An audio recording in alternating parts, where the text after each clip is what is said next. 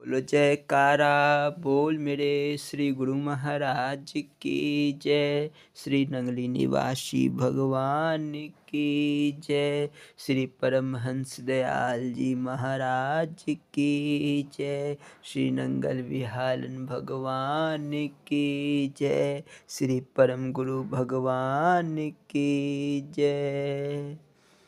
जय सच्चिदानंद जी। श्री अद्वैत वचनामृत।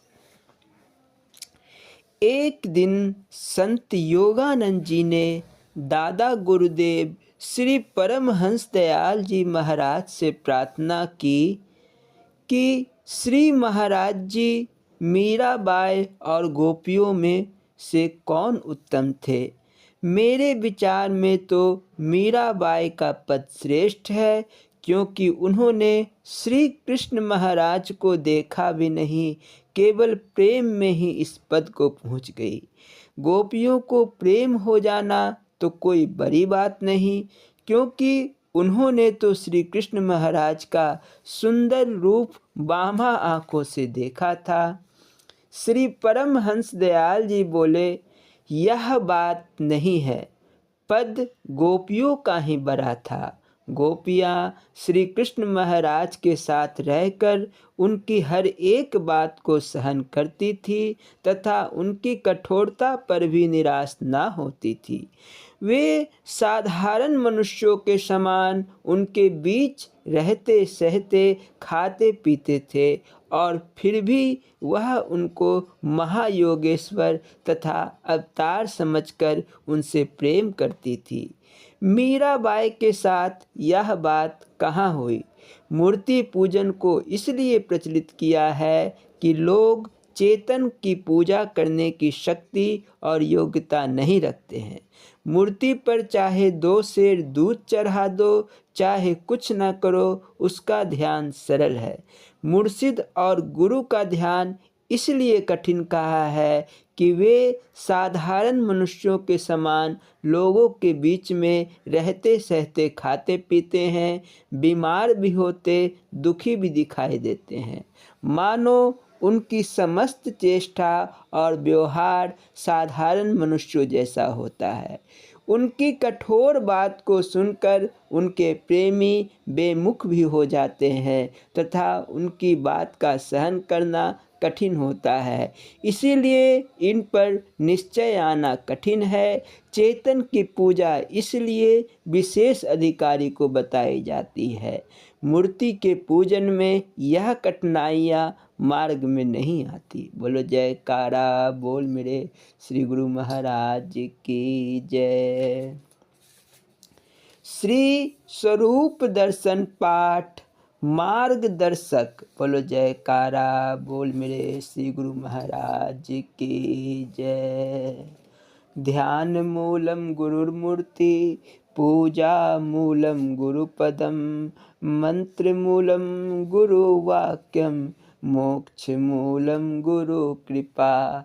गुरु जी को कीजिए दंडवत, कोटि कोटि प्रणाम। कीट न जाने भृंग को, गुरु कर ले आप समान। त्वमेव माता च पिता त्वमेव, त्वमेव बंधु च सखा त्वमेव, त्वमेव विद्या द्रविणं त्वमेव, त्वमेव सर्वं मम देव। बोलो जयकारा बोल मेरे श्री गुरु महाराज की जय। श्री स्वरूप दर्शन पाठ मार्गदर्शक। इस पाठ को प्रारंभ करने के पूर्व यह दास श्री नंगली निवासी भगवान के चरण कमलों में दंडवत प्रणाम करता है। बोलो जयकारा बोल मेरे श्री गुरु महाराज की जय। लगभग जुलाई सन 1931 का वर्णन है।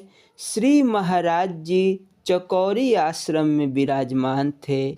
व्यास पूजा का पर्व था। सालम की संगत सतगुरु दर्शन के लिए उत्कंठित हो गई। सर्व संगत में यह चर्चा होने लगी कि सतगुरु दर्शन को जाना है। बालक, वृद्ध, युवक, स्त्रियां सभी तैयार हो गए। 19 मील पैदल यात्रा और फिर गर्मी की ऋतु। बच्चों और माताओं के कष्ट का विचार आया, परंतु रोके से कौन रुकता था। अंत में यह निर्णय किया गया कि गर्मी से बचने के लिए रात को यात्रा की जाए। सवारी का तो कोई प्रबंध ही न था। चांदनी रात थी। सायंकाल होते ही सब संगत इकट्ठी हो गई। संगत की संख्या लगभग 100 से क्या कम होगी। जयकारा बुलाया गया और संगत भजन कीर्तन करती हुई चल पड़ी। लाला चानन शाह भजन गाते जाते थे और भजन मंडली कीर्तन करते हुए आगे बढ़ रही थी। प्रेम भक्ति का अथाह सागर ठाठे मार रहा था। बच्चे तो चलते कूदते सबसे आगे जा रहे थे। किसी को थकान का अनुभव न होता था। 8-9 मील की यात्रा नहर के किनारे अच्छी सड़क की थी। फावड़ा के समीप नहर छोड़कर ग्रामीण पगडंडियों और छोटे मार्ग पर चलना पड़ता था। भैरोवाल तक वन मार्ग था। कोई अच्छी सड़क नहीं थी। छोटी छोटी पगडंडियां वन में होकर रह जाती थी। हम सब चलते गए। चंद्रमा भी अपनी अंतिम मंजिल पर हो गया और वृक्षों की ओट में छुप गया और अंधकार होने के कारण हम रास्ता भूल गए थे। रात्रि के 2-3 बजे जब कोई मार्ग सुझाई ना दिया तो हमने सर्व संगत को एक स्थान पर बिठा दिया और 4-4, 5-5 व्यक्तियों की टोलियां बनाकर इधर उधर मार्ग खोजने लगे। रात्रि के एकांत और अंधकार में कोई व्यक्ति दिखाई नहीं देता था। हम सब भूले भटके फिर रहे थे कि एकाएक किसी ने आवाज़ दी, ओ बेलियो, कौन हो तुसी? आवाज़ से कोई देहाती किसान प्रतीत होता था। चौधरी अस्सी राही हाँ, हमने उत्तर दिया। ऐथे राह वाता कोई नहीं, किसान बोला। चौधरी अस्सी राह भूल गया हाँ, हम बोले। इतने में वह व्यक्ति हमारे समीप आ गया। देखने से एक मुसलमान किसान प्रतीत होता था। उसके कंधे पर कस्सी रखी हुई थी। वह अधेड़ अवस्था का था। जैसे कोई किसान अपने खेतों को नहर का पानी लगाने आया हो। समीप पहुंचकर वह बोला, कित्थे जाना है तुसा? बाबा भैरोवाल जाना है। वह संगत की ओर संकेत करके कहने लगा, ते ओ जनानिया, ते जातक भी तुहाड़े नाल हन? हाँ बाबा, हमने उत्तर दिया। ते वत तुहाड़ा भैरोवाल की कम है? तुसा ता चकौरी चले, ओ मुर्शिद कौल? हाँ बाबा, चंगा। सदो ओना नू ते आओ, मेरे नाल तुहानू राह दिखावा। हमने संगत को आवाज़ दी। थोड़े समय में जब संगत इकट्ठी हो गई तो किसान बाबा कंधे पर कस्सी रखे आगे आगे था और हम सब उसके पीछे पीछे। हमने किसान बाबा से पूछा, बाबा तेरा नाम की है? तो मैनू गोंदल बाबा आख देना है। तो तू कित्थे रहना है? उसने उत्तर दिया, मैं रहना बा गोंदल झाड़ियाँ बीच। गोंदल बाबा आगे आगे जा रहा था और कहता जाता था कि चौकौरी वाला पीर बंदा रब दाए, ते चंगा है करने वाला फ़कीर है ता ओ हिंदुओं दा पीर, पर मुसलमान भी उसनू पीर मंदे ने। अब गोंदल बाबा मार्ग पर आ गया था और हमसे बोला, इस पाहे नू छड़ना नहीं, यह भैरो बाल जानदा है। चंगा वेलियो सलाम होवे, अल्लाह अल्लाह करो अल्लाह वेली, अर्थात मैं तुमको सलाम देता हूँ, ईश्वर तुम्हारा सहायक हो।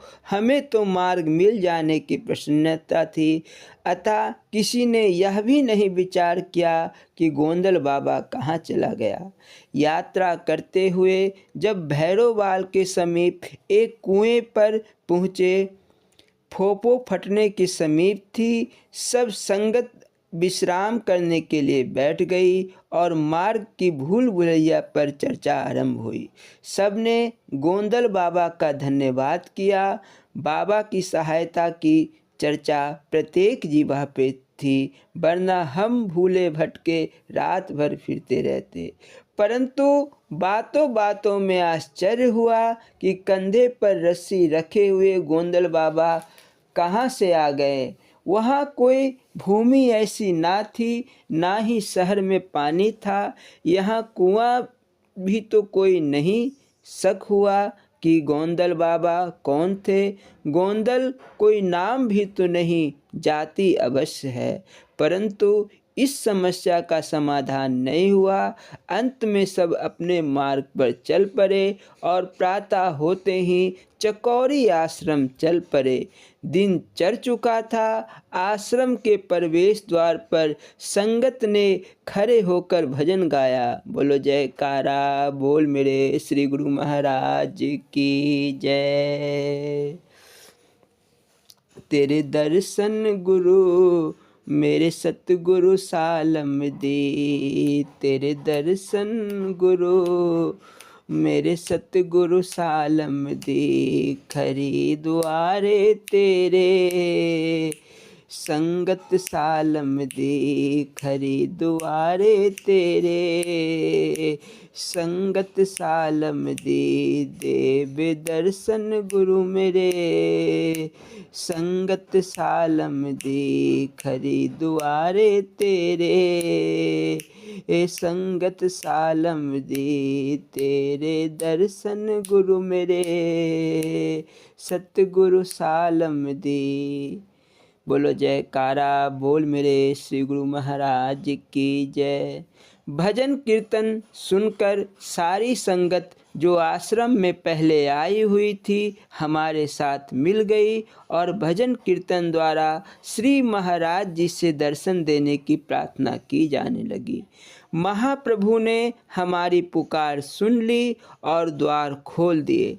सर्व संगत ने श्री महाराज जी के दर्शन किए और दंडवत वंदना की। श्री महाराज जी ने अपने मनोहर वचनों से सर्व संगत को कृतार्थ किया, मानो सबकी थकान दूर हो गई। सद्गुरुदेव महाराज कहने लगे, अच्छा सालम की संगत सालम सारी की सारी ही आ गई। तुम्हारी गुरु भक्ति और भगवत प्रेम अथाह है। सब बच्चे और देवियाँ रात भर चलते रहे, कष्ट की चिंता ना की, निद्रा का त्याग कर पैदल यात्रा की। प्रेम की महिमा अथाह है। कहते हैं राजा जनक अपनी सारी नगरी को बैकुंठ ले गया। भक्ति की महिमा महान है। सर्व संगत भक्ति रस में डूबी हुई है।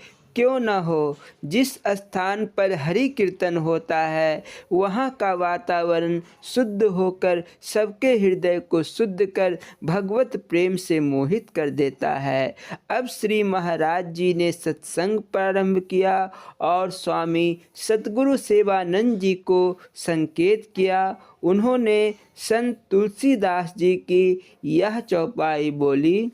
बोलो जयकारा बोल मेरे श्री गुरु महाराज की जय। आकर 4,84,000 जोनी भ्रमत यह जीव अविनाशी,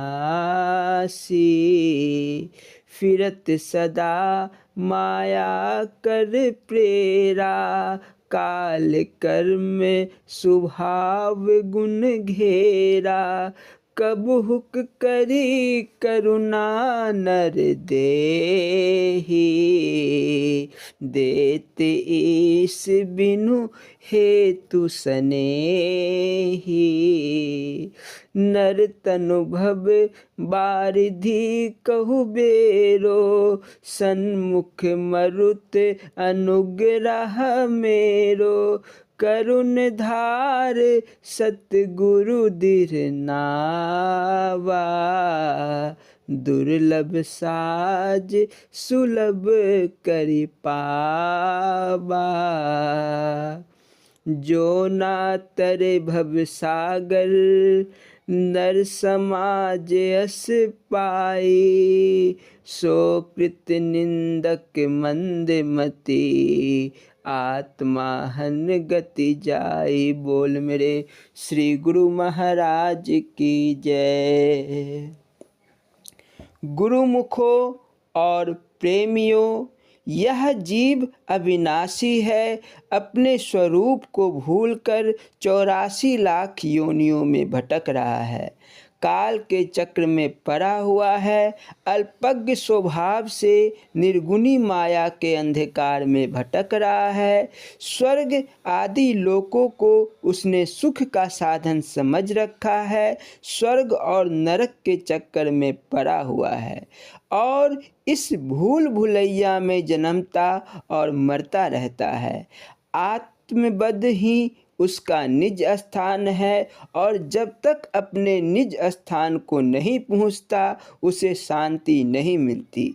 जब तक मालिक की कृपा से उसको मनुष्य का जन्म प्राप्त हो जाए तो उसको आत्म प्राप्ति का अवसर मिल जाता है।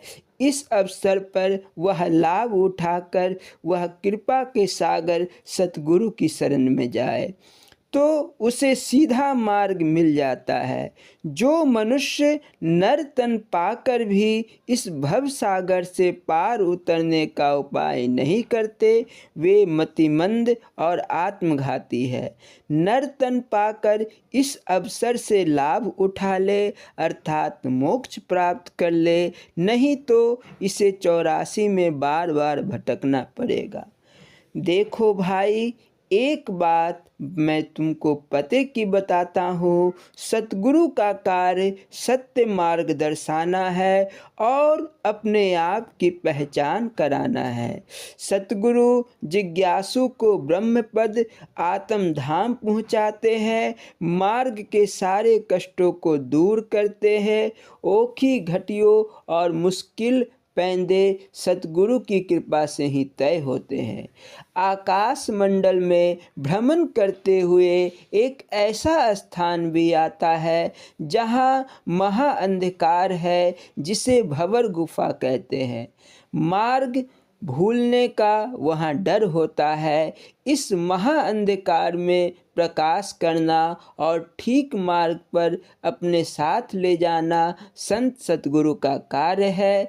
वे तरनी नदी से पार उतरने के लिए पर्वतों के सीने चीरकर भारी घने जंगलों में भारी भय से रक्षा करने के लिए सतगुरु का गुप्त हाथ सहायक होता है। माया के बंधन से जकड़ा हुआ सतगुरु जो आत्म धाम को पहुँचाता है, जो वाणी से परे है, अंदर और बाहर सतगुरु ही सच्चा मार्गदर्शक है।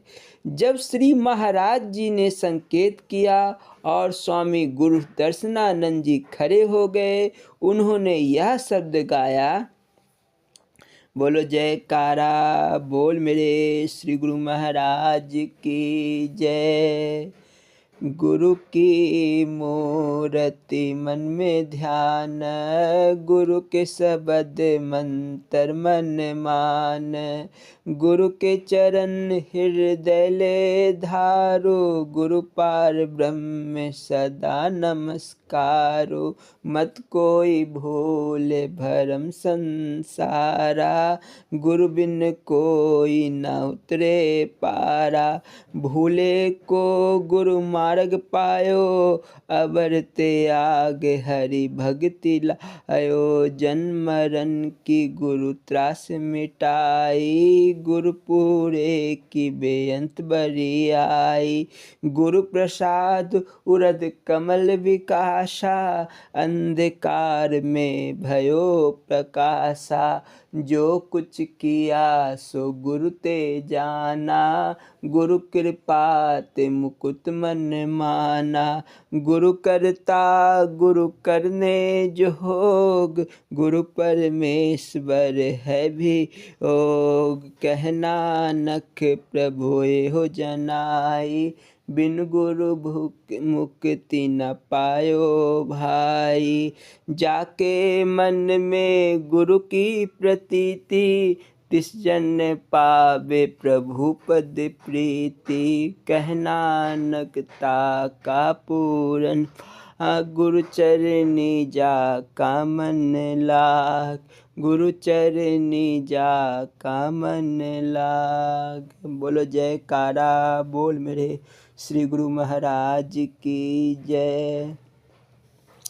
गुरुमुखो, जब तुम अपना सत्य मार्ग भूल जाओ तो अपने सतगुरु को याद करो, वह तुमको मार्ग पर लगा देगा। इसके पश्चात श्री महाराज जी सालम की संगत से संबोधित हुए।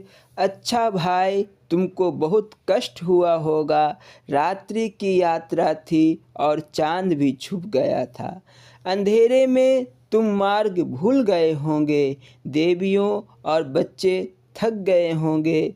तुमने मार्ग मिलने के लिए बहुत खोज की होगी।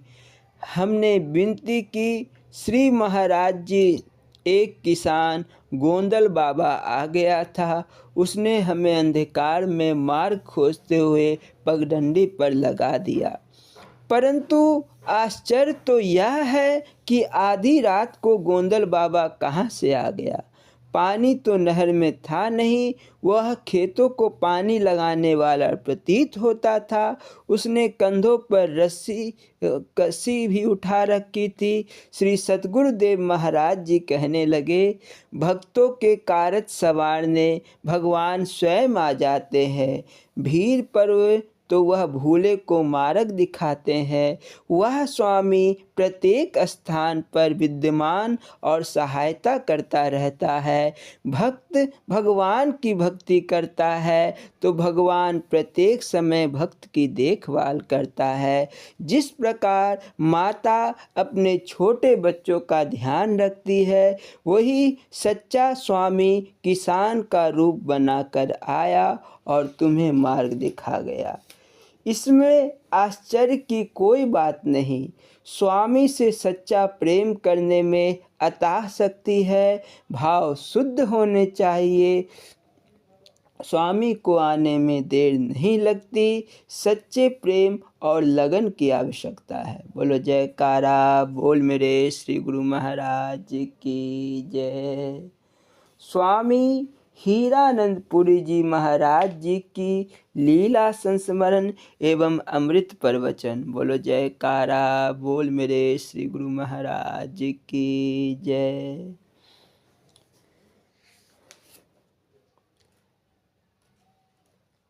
बाल कृष्ण गुप्ता लखनऊ निवासी एक लीला का वर्णन करते हैं।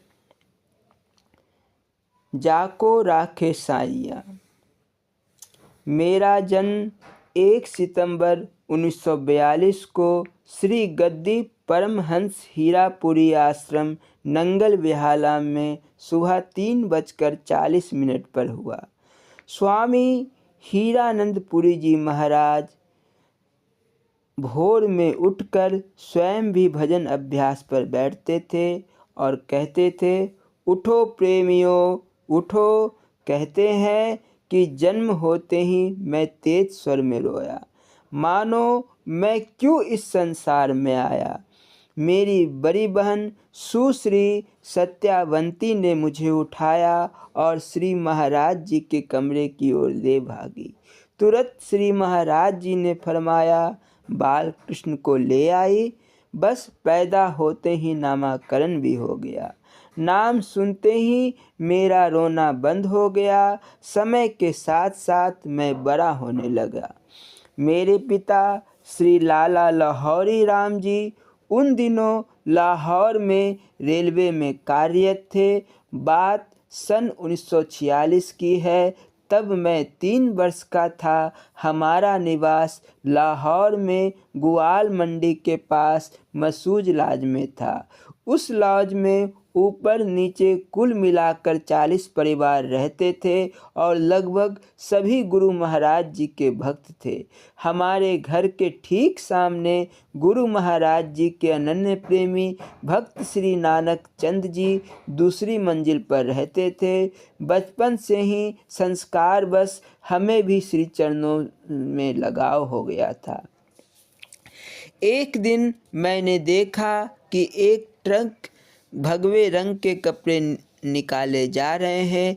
एक कमरे में पलंग पर नया बिस्तर चादर आदि बिछाया जा रहा है। बालक बुद्धि यह ना समझ पाए कि गुरुदेव जी का ट्रंक आ गया है, अतः वह भी आने वाले हैं।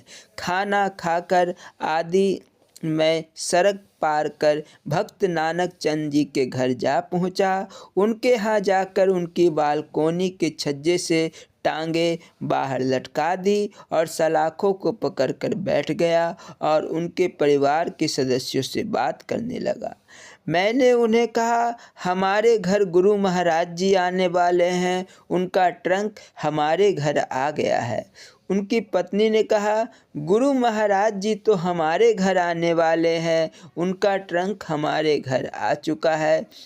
मैं सलाखों से झूलते हुए पीछे मुड़ मुड़ कर उनसे गुरु महाराज जी के विषय में बात कर रहा था। अचानक सलाखें उखड़ गई और ऊपर से नीचे लाहौर की पक्की सड़क पर जा गिरी। आज भी वह दृश्य मेरी आंखों के सामने चलचित्र की तरह विद्यमान है। गिरते हुए मैंने देखा कि भगवे वस्त्र धारण किए स्वयं साक्षात स्वामी हीरानंदपुरी जी महाराज नीचे खड़े हैं और उन्होंने अपना हाथ फैलाकर मुझे पकड़ लिया। उसके बाद क्या हुआ मुझे होश नहीं। सत्य यह है कि मैं 2 मंजिले से लाहौर की पक्की सड़क पर गिरा था। सत्य यह भी है कि यदि मुझे बीच में से किसी ने नहीं पकड़ा होता तो मेरे शरीर की धज्जियां उड़ जाती। सत्य यह है कि मैं सड़क पर गिरा और मेरे दिमाग की नस फट गई और मैं बेहोश होकर कोमा में चला गया था। नस फट जाने के कारण नाक मुंह से खून जा रहा था। मिनटों में कोहराम मच गया। काबिल डॉक्टर आए, उन्होंने देखा और निराशा व्यक्त की, पर प्रयोग के तौर पर उन्होंने सिर पर बर्फ रखने की सलाह दी। शायद नस का खून जम जाए, शायद बच जाए। डॉक्टर महोदय ने कहा, यदि 1 घंटे तक होश नहीं आया तो बचना मुश्किल है। सत्संगी गुरु भाइयों ने से घर भर गया। मुझे एक कमरे में लिटाया गया था और सिर पर बर्फ की टोपी रखी गई। घड़ी की सुइयां आगे बढ़ रही थी और सभी की निगाह मेरे चेहरे और शरीर पर टिकी थी जो निस्तेज पड़ा था। एक एक करके 8 घंटे बीत गए। सबके मन में निराशा घर करने लगी थी। हाँ, केवल मेरी माँ स्वर्गीय लीलावती जी को दृढ़ विश्वास था कि मेरे बच्चे का बाल भी बाका नहीं हो सकता। 90 घंटे को पूरा होने में मात्र 10 मिनट शेष था कि मैंने धीरे से आंखें खोली। क्या देखता हूँ कि सभी उत्सुकता से मेरी ओर देख रहे हैं। आंखें खोलते ही माता जी की ओर देखते हुए पूछा, गुरु महाराज जी अभी अभी उठकर कहाँ चले गए हैं? अभी तक तो मैं उनकी गोदी में सिर रख कर लेटा था। उन्होंने ही मुझे ऊपर से गिरते हुए हाथों में थामा था। कमरा अचानक एक गूंज से भर गया। बोल मेरे श्री गुरु महाराज की जय, नंगल विहालन भगवान की जय, नंगली निवासी भगवान की जय, श्री परमहंस दयाल जी महाराज की जय। मैं पुनः बेहोश हो गया परंतु बच गया। आज भी जब उस दृश्य की याद आती है तो रोमांच हो उठता है। सोचता हूँ अगर उस समय मर जाता तो क्या फर्क पड़ता था। फिर सोचता हूँ हो सकता है महाप्रभु को इस शरीर के द्वारा कोई अन्य सेवा करानी हो जो जीवित रख लिया।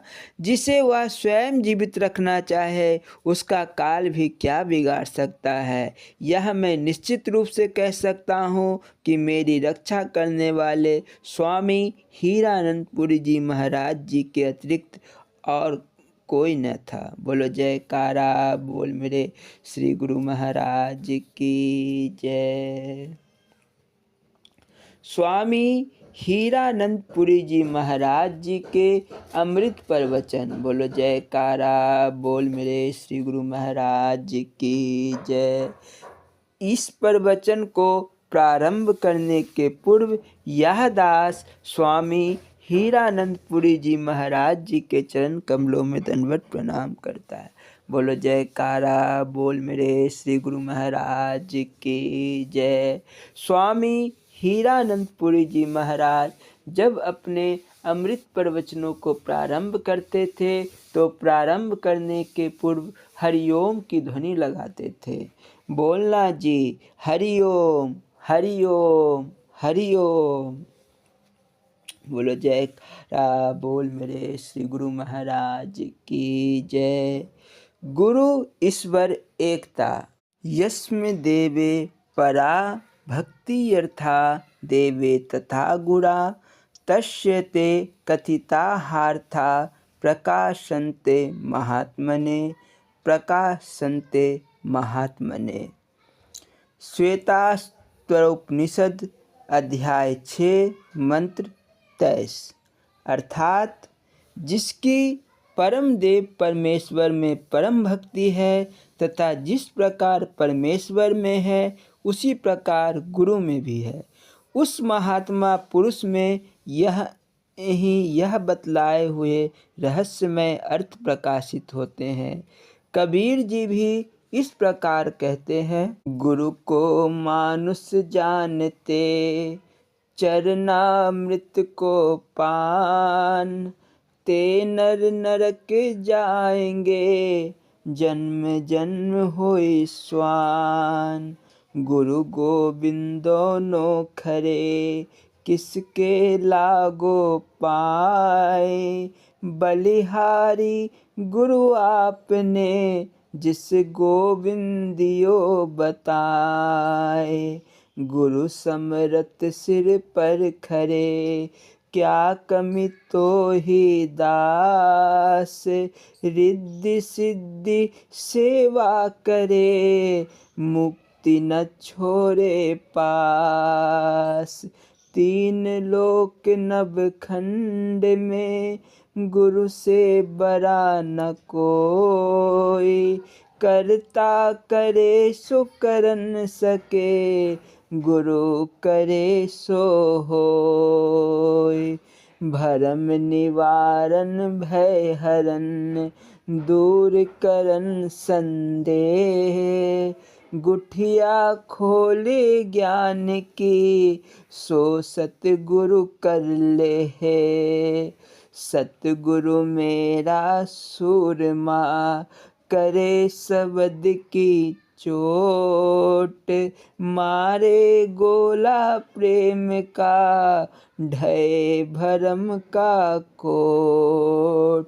मैं मृगा गुरु पारधी शब्द लगायो बान चरण दास घायल गिरे तन मन बींधे प्राण।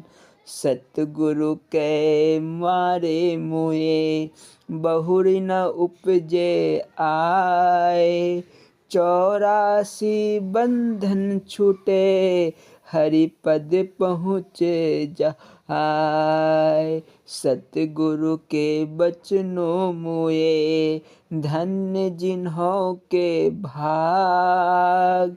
त्रैगुण ते ऊपर गए, जहाँ द्वेष नहीं राग। गुरु के आगे जाए करी, ऐसे बोले बोल। कछु कपट राखे नहीं, अर्ज करे मन खोल। यह आपा तुमको दिया, जित जानो तित राख। चरण दास द्वारे परो, भावे झिर को लाख। अपना करि सेवन करे, तीन भांति गुरुदेव। पंजा पक्षी कुंज मन, कछुआ दृष्टि जुभेब।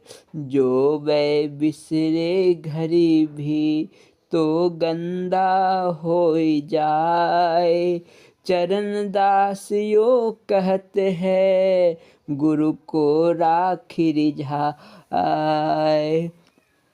पितु सो माता सौ गुना, सुत को राखे प्यार। मन से ती सेवन करा, तन सो डाट रुगार।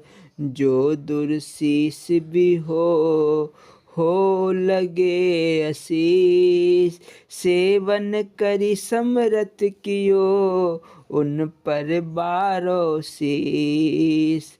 माता सो हरि सौ गुना, जिनसे सौ गुरुदेव।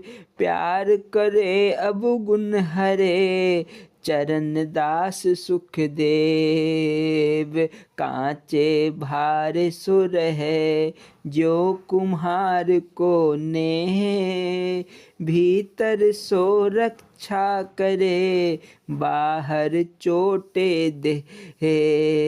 दृष्टि परे गुरुदेव की, देखत करे निहाल। और गति पलटे जबे, कागा होत मराल। दया होय गुरुदेव की, भजय मान अरुमैन। भोग वासना सब छूटे, पावे अति ही चैन। जब सतगुरु कृपा करे, खोल दिखावे नैन। जग झूठा दिखन लगे, देह पर की सैन। अष्टपदी। गुरु बिन और न जान, मेरो कहो चरण दास उपदेश। विचारत ही रहो, वेद रूप गुरु होय के कथा सुनावही। पंडित को धरि रूप की अर्थ बतावही। गुरु हो शेष महेश, तो ही चेतन करे। गुरु ब्रह्मा गुरु विष्णु, होय खाली भरे। कल्प वृक्ष गुरुदेव, मनोरथ सब सरे। कामधेनु गुरु होय, क्षुधा तृष्णा हरे। गंगा सम गुरु होय, पाप धोबही। शशियर सम गुरु होय, तपन सब खोबही। सूरज सम गुरु होय, तपन सब खोबही। सूरज सम गुरु होय, तिमिर सब लेवही। पार ब्रह्म गुरु होय, मुक्ति पद देवही।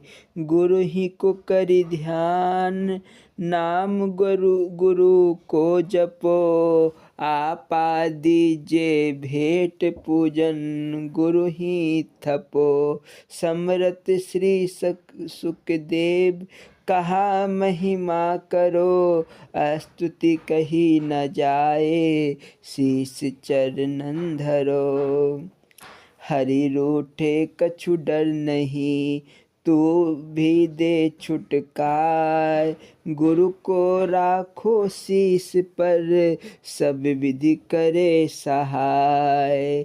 गुरु को राम ही जान, कृष्ण सम जानिए। गुरु नृसिंह अवतार, जो बामन मानिए। गुरु का पूर्ण जान, जो ईश्वर रूप है।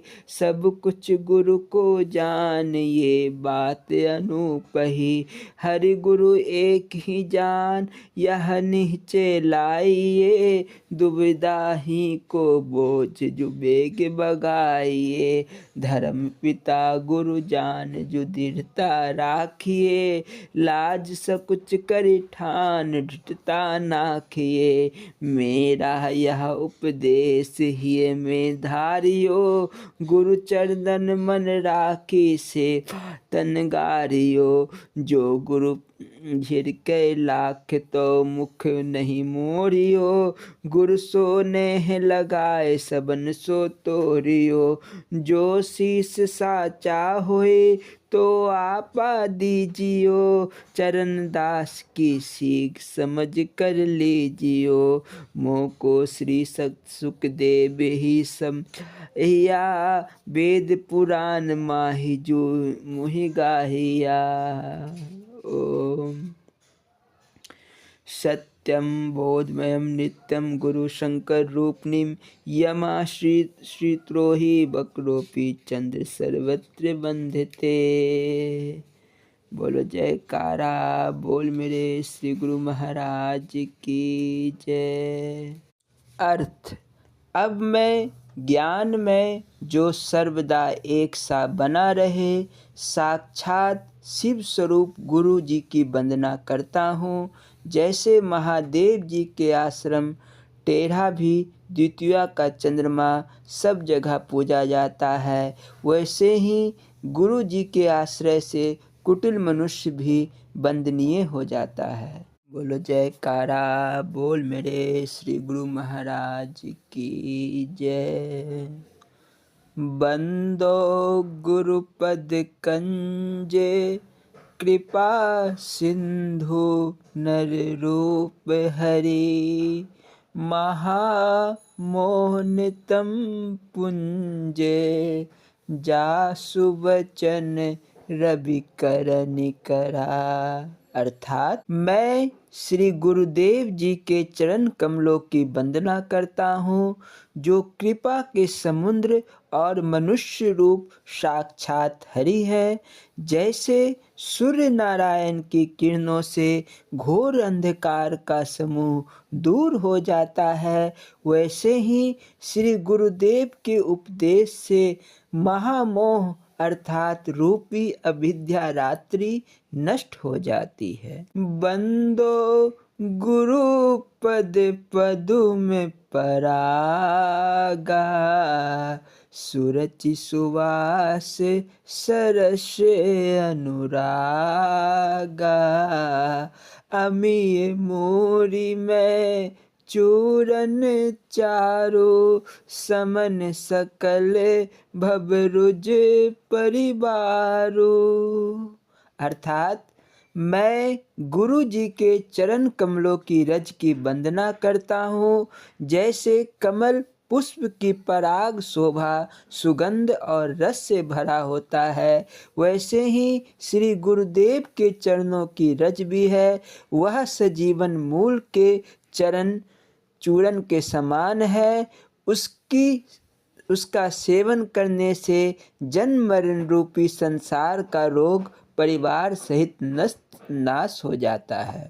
चौपाई। सुप्रीति संभूतन विमल विभूति, मंजुल मंगल मोद प्रसूति।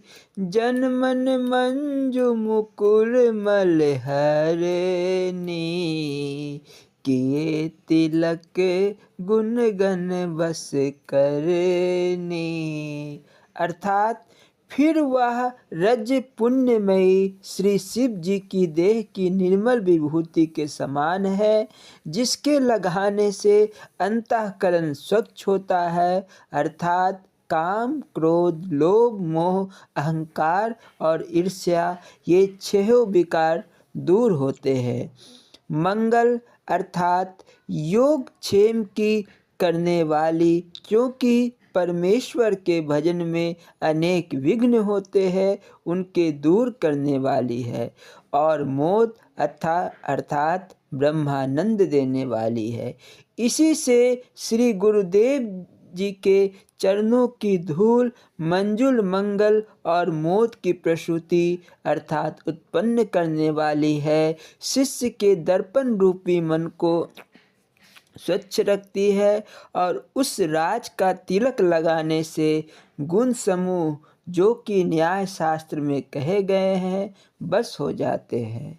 श्री गुरुपद नख मणिगण ज्योति, सुमिरत दिव्य दृष्टि हिया होती, दलन मोह तम सो सुप्रकाशु, बरे भाग उर आवहि जासु। अर्थात रत्नों के ढेर के से प्रकाश वाले श्री गुरुदेव के चरणों के नखों का स्मरण करने से हृदय में दिव्य दृष्टि होती है। जिसके हृदय में ध्यान मार्ग से मोह माया अंधकार को मिटाने वाला श्री गुरु जी के चरणों के नखों का सुंदर प्रकाश प्राप्त हो, उसके बड़े भाग्य हैं। उग्र ही बिमल बिलोचन हिय के, मिटहि दोष दुख भव रजनी के, सूझहि राम चरित मनि मानिक, गुपुट प्रगट जह जो जहि खानिक। अर्थात हृदय के निर्मल नेत्र अर्थात ज्ञान वैराग्य खुल जाते हैं, संसार रूपी रात्रि के दोष और दुख दूर हो जाते हैं। ऐसा होने से मणि अर्थात सर्प आदि जंगम जीवों से उत्पन्न और मानिक अर्थात पर्वत आदि स्थावर से उत्पन्न के समान श्री रघुनाथ जी के चरित्र दिखलाई पड़ते हैं। चाहे किसी गुप्त स्थान में छिपे हो या प्रत्यक्ष प्रकट हो, श्री रामचरित में मणि अनुभव ज्ञान है जो कि स्वयं अपनी बुद्धि से और मानिक शास्त्र से उत्पन्न ज्ञान जो कि पढ़ने पर गुरु जी के बतलाने से जाना जाता है। यथा सुअंजन अंजिद्रिगा, साधक सिद्ध सुजान, कौतुक देखहि शैल बना, भूतल भूरि निधान। अर्थात जैसे सुजान व्यंजन बनाने की विधि जानने वाला साधक विधि से लगाने वाले और सिद्ध अच्छे व्यंजन को आँखों में लगाकर पर्वत वन और पृथ्वी में बहुत सी निधियों के खेल सरीखे देखते हैं, इसी तरह सुजान श्री गुरु जी के चरणों की धूल का प्रभाव जानने वाले साधक नियम से धारण करने वाले और सिद्ध प्रभाव में पूरा विश्वास रखने वाले और नियम में आलस्य रहित पर्वत वन पृथ्वी आदि के भीतर बाहर टिके हुए इन सब के भूरि निधान सबसे बड़ी निधि या स्थान धारण करने वाले श्री रघुनाथ जी को आश्चर्य के समान देखते हैं। गुरुपद रज मृद मंजुल अंजन, नयन अमी दृग दोष विभंजन, तेहि करि विमल विवेक विलोचन, बरनौ राम चरित भव मोचन। अर्थात श्री गुरुदेव के चरण की रज कोमल और स्वच्छ अंजन के समान है, जो कि ज्ञान रूपी नेत्रों को अमृत सदा ज्ञान रहे, कभी अज्ञान बाधा ना करे, के समान फल देने वाली और दृष्टि के सब दोषों कामादि छहों विकार का नाश करने वाली है। उसी अज्जन से अपने ज्ञान में नेत्रों को शुद्ध करके संसार से छुड़ाने वाले अर्थात ब्रह्म पद प्राप्त कराने वाले श्री रघुनाथ जी के चरित्र का वर्णन करता हूँ। हरिओम तत्सत। बोलो जयकारा बोल मेरे श्री गुरु महाराज की जय। स्वामी परम ज्ञानानंद पुरी जी महाराज जी की लीला संस्मरण एवं अमृत प्रवचन। बोलो जयकारा बोल मेरे श्री गुरु महाराज की जय। गुरु कृपा से गंगा की धार का पलटना।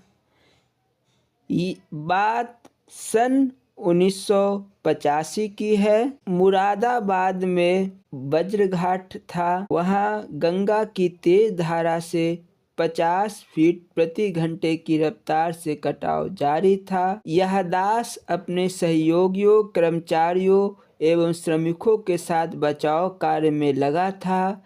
तटबंध की रक्षा में हम सभी जी जान से लगे थे। रात्रि में भी प्रकाश की व्यवस्था कराकर कार्य चल रहा था। सहसा सैकड़ों ग्रामीणों की भीड़ हाथों में लाठी गरासा लिए मुझे चारों ओर से घेर लिए, जोर जोर से चिल्लाने लगे, हाय हमारी बस्ती जल में डूब जाएगी, हमारे फसल और मवेशी सभी नष्ट हो जाएंगे, हम बर्बाद हो जाएंगे। मैंने लोगों को धीरज देते हुए कहा, घबराओ नहीं, देख रहे हो ना, हम अपने कर्मचारियों के साथ इस रात्रि में भी व्यस्त हैं, फिर मेरा क्या दोष, मैं कमरे में बैठकर आराम नहीं कर रहा हूँ। फिर भी वे ग्रामीण अपनी आवाज़ पर जोर जोर से लगाए जा रहे हैं। मैंने अंत में हार कर कहा, यदि आप नहीं मानते तो हमारी खाट गंगा की धारा के पास लगा दो, पहले मैं बहूँगा फिर आप सब बहोगे, इतना विश्वास करो। हाँ, मैं जब घाट में बहने लगूँ तो बचाना नहीं, मेरी खाट को कोई हटाना नहीं, मुझे बह जाने देना। इतना कहकर मैंने स्वयं अपनी खाट को गंगा की धार से मात्र 1 से 10 फीट की दूरी पर लगवाकर गुरु महाराज जी का स्मरण करके गाढ़ी निद्रा में सो गया। सुबह जब नींद खुली तो देखा गंगा की धार लगभग 250 फीट पीछे चली गई थी। सभी के आश्चर्य का ठिकाना नहीं रहा। श्री गुरु महाराज जी की जय जयकार होने लगी। धन्य है गुरुदेव जो आप अपने भक्तों के योग क्षेम वहन करते हैं। आपने गंगा की धार को ही पलट दिया। बोलो जयकारा बोल हे श्री गुरु महाराज की जय। स्वामी परम ज्ञानानंद पुरी जी महाराज जी के अमृत प्रवचन। बोलो जयकारा बोल मेरे श्री गुरु महाराज की जय। स्थान पुनाईचक, पटना, बिहार। दिनांक 5/4/1975। इस प्रवचन को प्रारंभ करने के पूर्व यह दास स्वामी परम ज्ञानानंद पुरी जी महाराज जी के चरण कमलों में दंडवत प्रणाम करता है। बोलो जयकारा बोल मेरे श्री गुरु महाराज जी की जय। आत्म कल्याण की जिज्ञासा को लेकर आए हुए प्रेमियों, बोलना हरिओम हरिओम हरिओम। अभी तक तुम लोगों ने महात्माओं के सत्संग सुने। तुम यहाँ किसी जलसे या महफिल में नहीं आए हो। यहाँ सत्संग सुनने आए हो। सत्संग का मतलब क्या होता है? हम इस वक्त जो बातें बोल रहे हैं वह सत्संग की चर्चा मात्र है। सत्संग तो तब होता है जब सद वस्तु के साथ संग हो जाए। सत्संग की अपार महिमा है। तात स्वर्ग अपवर्ग सुखा, धरिये तुला एक अंग, तुलय न ताहि सकल मिली, जो सुख लब सत्संग।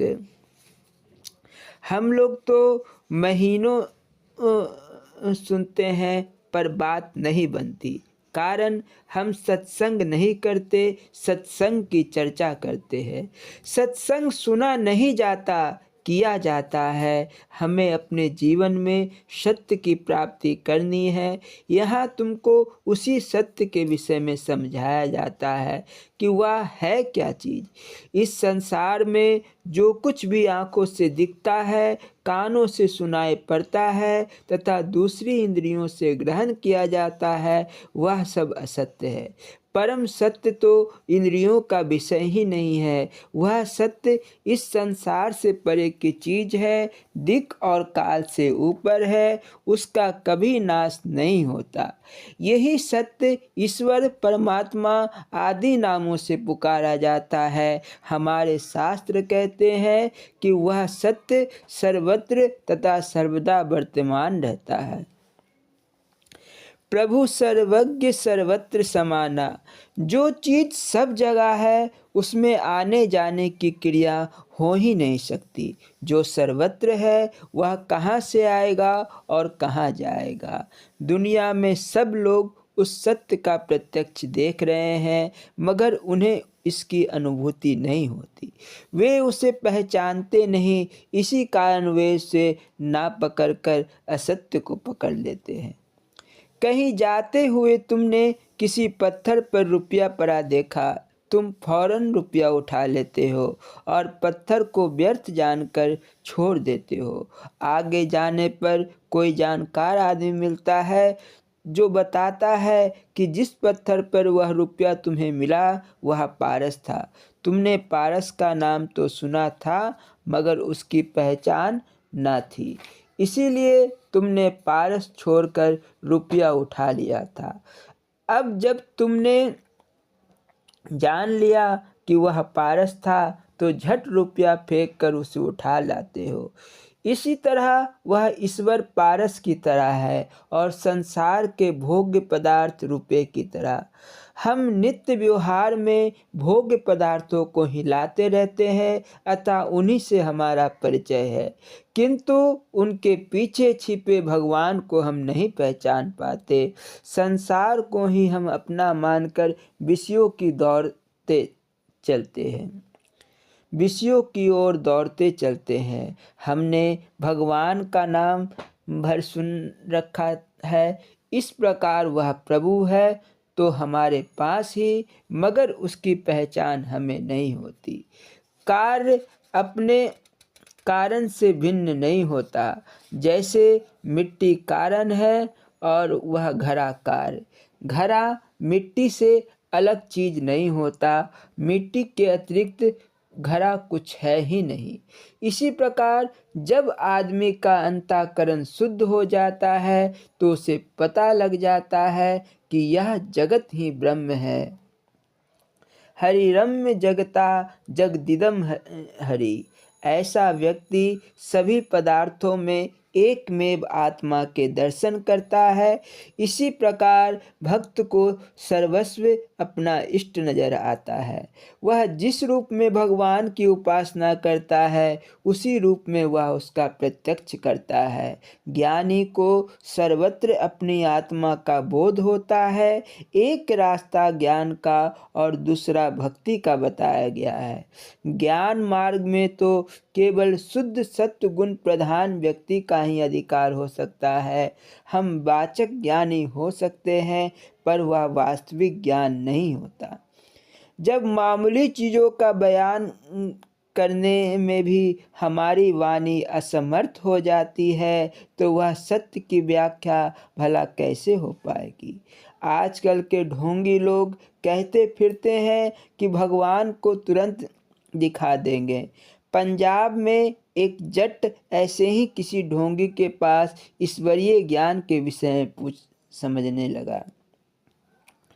जब उसे कुछ भी पता ना चला तो लठ उठाकर दे मारा। पूछा, क्यों, रब दिखाई पड़ा? उसने कहा, हाँ दिखाई पड़ा। एक पंजाबी कहावत है, रब नेड़े की गुस्सा नेड़े। तो ऐसे मूर्खाधिराजों को भगवान को दिखाने का यही तरीका है, वे डंडे से भगवान दिखा देते हैं। वस्तुतः उस सत्य की व्याख्या करने में शास्त्र और महापुरुष सभी मौन हो गए हैं। वेद भी, जिससे संपूर्ण ज्ञान प्रसूत हुआ है, उसके संबंध में नेति नेति कहता है। जब वेद की यह स्थिति है तो सामान्य व्यक्ति की क्या बात कही जाए। मैं तुम्हें सत्य के साक्षात्कार की बात बता रहा था। सत्य का ज्ञान शुद्ध सात्विक बुद्धि से ही हो पाता है। उस ज्ञान के मिल जाने पर ज्ञाता और ज्ञेय में अभेद हो जाता है।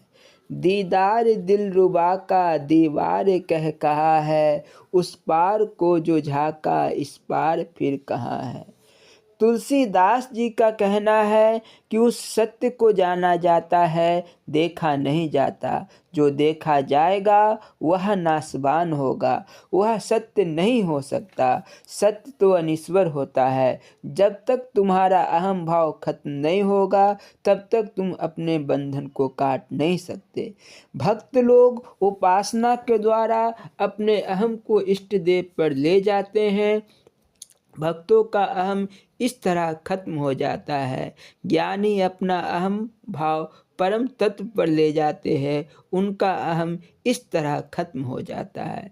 किंतु चाहे तुम ज्ञान के रास्ते जाना चाहो या भक्ति के रास्ते, दोनों ही स्थितियों में तुम्हें गुरु के मार्गदर्शन की जरूरत पड़ेगी।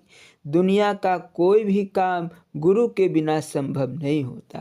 रोटी पकाने की कला भी हम किसी न किसी से सीखते ही हैं। इन मामूली क्रियाओं के लिए भी जब गुरु की ज़रूरत है तो उस परम तत्व का ज्ञान गुरु की सहायता के बिना कैसे हो सकता है। जैसा आहार तुम ग्रहण करते हो उसका असर तुम्हारी बुद्धि पर भी होता है। तमोगुनी आहार से बुद्धि कभी सात्विक नहीं हो सकती और बिना सात्विक बुद्धि के सत्य का ज्ञान नहीं हो सकता। आजकल कहा जाता है कि स्वास्थ्य के लिए अंडे खाना जरूरी है, इससे दिमाग ठीक रहता है क्योंकि उससे भरपूर विटामिन मिलते हैं। मैं पूछता हूँ, तुम तो बहुत सारे विटामिन खाते रहते हो, बेचारा बैल कितने विटामिन खाता है? कब उसने मुर्गा खाया? उस बेचारे को तो खाने के नाम पर भूसा ही मैसर होता है। लेकिन तुम जरा उसके साथ लड़कर तो देखो। यदि तुम 10 मन की गाड़ी खींचने की हिम्मत दिखाओगे तो बैल 50 मन की गाड़ी खींच लेगा। इतना ही नहीं, वह इतने वजन वाली गाड़ी को मीलों खींच कर ले जा सकता है। तुम्हारी तरह वह ना तो विटामिन खाता है, ना मुर्गा, ना मांस और ना अंडे। असल में यह सब हमारे दिमाग की खुराफात है। अब तो हम मुर्गियां ही ऐसी पालने लगे हैं जिससे बच्चे पैदा नहीं होते, केवल अंडे निकलते हैं। कहते हैं कि यह आलू है महाराज, अंडा थोड़े ही है। बेवकूफ़ों की तरह सवाल भी करते हैं, पहले अंडा हुआ कि मुर्गी।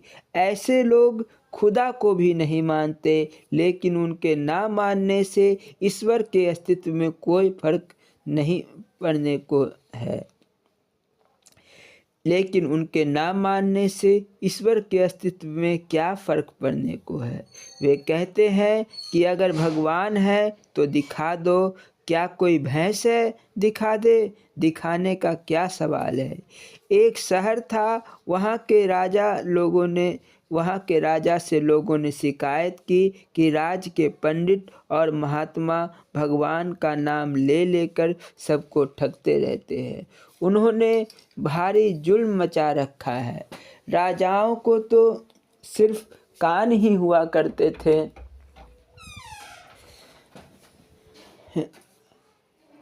अक्ल तो कम ही होती थी। हुक्म हुआ कुल साधु पंडित और मौलवी दरबार में बुलाए जाएं। सवेरे डौंडी पीटी गई, सब लोग आ जुटे।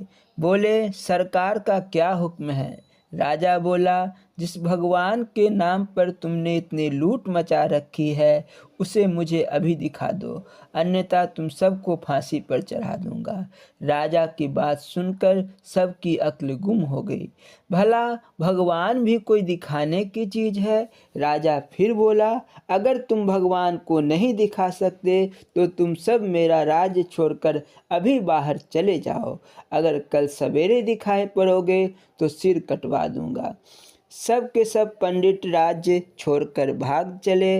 रास्ते में उन्हें एक बाबा मिला। उन्हें देखकर वह बोला भाई तुम्हारा यह जुलूस कहाँ जा रहा है? कहने लगे चलो तुम भी लौट चलो, यहाँ इस राज्य में बाबापन नहीं चलेगा।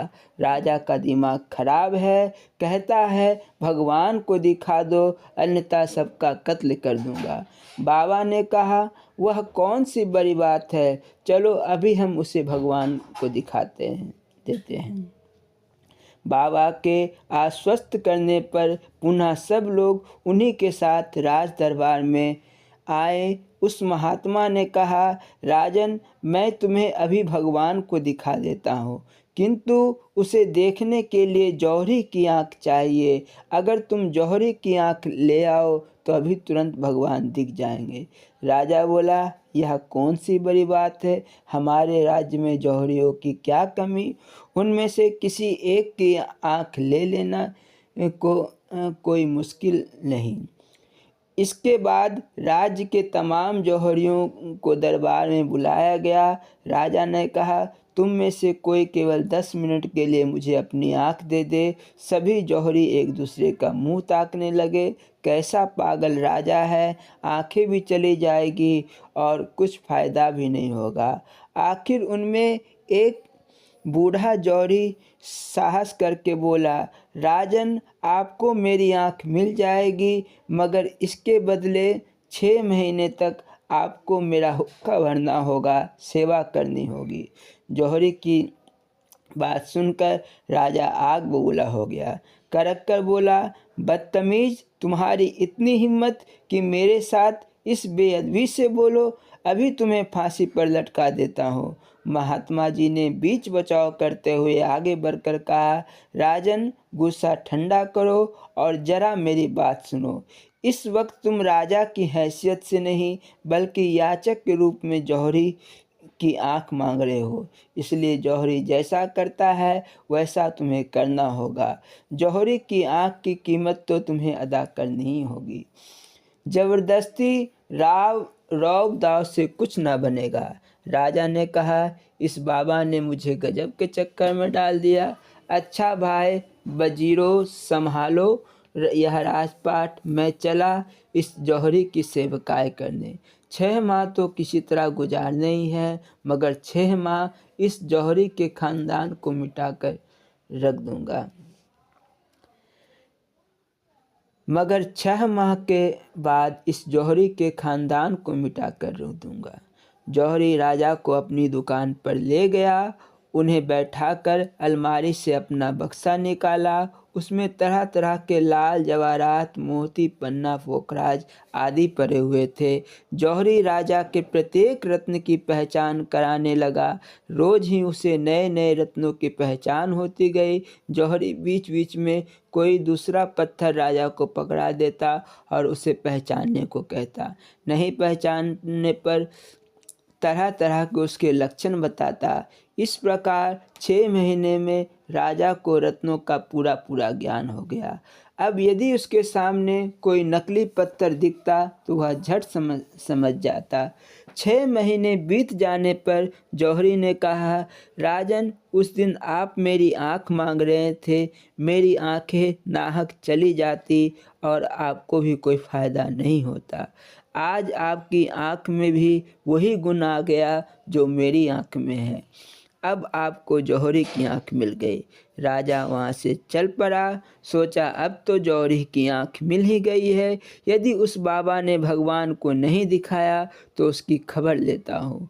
बाबा के पास पहुँचकर राजा बोला, दिखा दो मुझे भगवान। महात्मा ने कहा, जब पत्थर पढ़ने को विद्या सीखने के लिए तुम्हें 6 माह जौहरी के हुक्के भरने पड़े, तो भगवान को देखने की विद्या सीखने के लिए कम से कम 6 वर्ष मेरी सेवकाई करनी होगी, तब कहीं तुम्हें ये बात समझ में आएगी। मेरे कहने का मतलब यही है कि सत्य को समझने के लिए तुम्हें अपनी बुद्धि को शुद्ध सात्विक बनाना ही होगा।